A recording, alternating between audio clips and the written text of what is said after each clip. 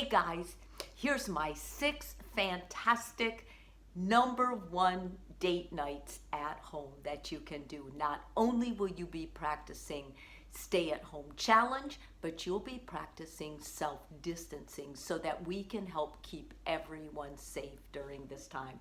The first one, order takeout. You're going to help a restaurant get it home, start with candle lights, soft music, and eat together. You can eat outside, you can eat at the table when the kids are in bed.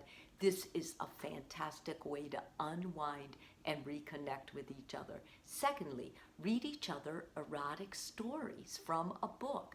This is going to help your libido, it's going to help you feel connected, and it might even help you get in the mood. It is date night after all.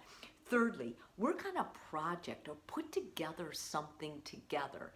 You can play great music while you do this. If you have kids, make sure they're in bed. This is a great time to take up a task you've been meaning to do, but just haven't done. And not only that, date nights where the couple work together and accomplish something are some of the best.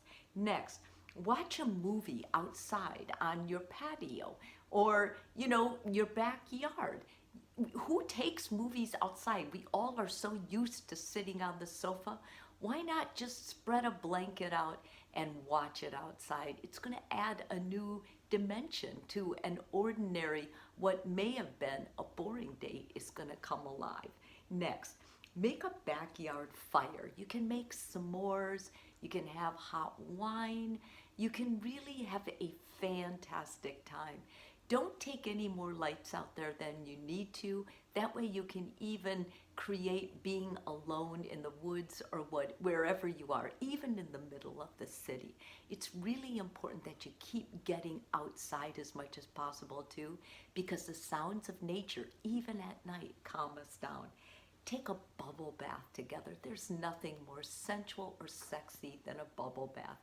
Get great smelling bubbles and some nice oils. You can follow that with a great body massage, and woo la la, you've got the perfect date night.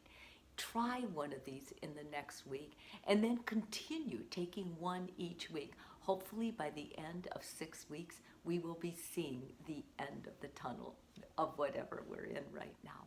Hope this helps, guys.